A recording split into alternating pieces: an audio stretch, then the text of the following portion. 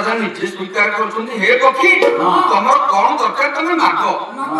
ମାଗିଲା ବେଳେ ମନ ଭିତରେ ଉତ୍କଣ୍ଠା ରହିଛି ପକ୍ଷୀର ଯୋଟା ଚିନ୍ତା କରୁଛି ଏଡେ ବଡ ରଜା ମୁଁ ଯଦି ଜୀବନ ବଞ୍ଚେଇ ଦେଲି ମତେ କଣ ଦବା ଦରକାର।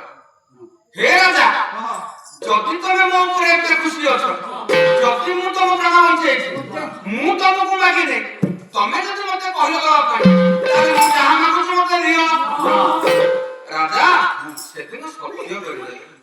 ସତ୍ୟସନ୍ଧ ବଂଶର ରାଜା କହିଲେ ସତ୍ୟ ନ ପ୍ରତ୍ୟେକ ସତ୍ୟ ସତ୍ୟଯୁକ୍ତ ପରମ ଧର୍ମ ସ୍ୱର୍ଗେ ସତ୍ୟ ପ୍ରତିଷ୍ଠିତ ସତ୍ୟଞ୍ଚ କୁଳୟା ଯୁକ୍ତ।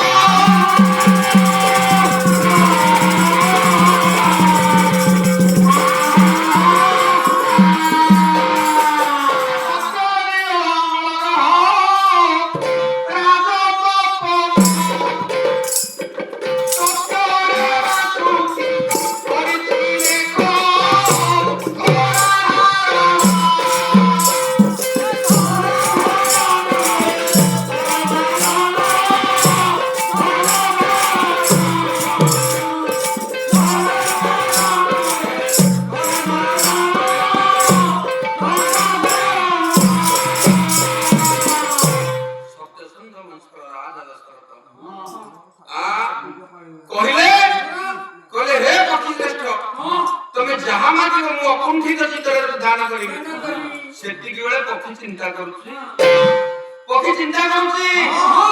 ହେ ରାଜା ମୁଁ ଯାହା ମାତ୍ରେ ତମେ ଦବ ସତ୍ୟରେ ଆବଦ୍ଧ ହେଇଗଲଣି। ଯଦି ତମେ ମତେ ଦବାକୁ ଇଚ୍ଛା କରିଛ ଯଦି ତମେ ମତେ ଦବାକୁ ଚାହୁଁଛ ହେ ରାଜା ତମ ବଡ ପୁଅଟାକୁ ମତେ ପୁଅ ହିସାବରେ ଦିଅ।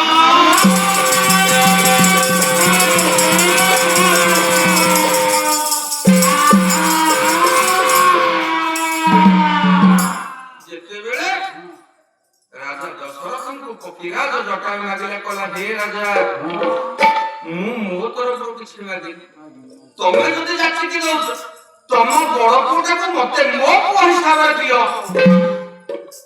ରାଜା ସ୍ଥାଣୁ ପାଲଟିଗଲେ ନିସ୍ତବ୍ଧ ହେଇଗଲେ ଅନ୍ଧ ଭଳି କିଛି ଦିଶିଲେନି। ରାଜାଙ୍କୁ କଣ ଉତ୍ତର ଦେବେ ହେଲା କଣ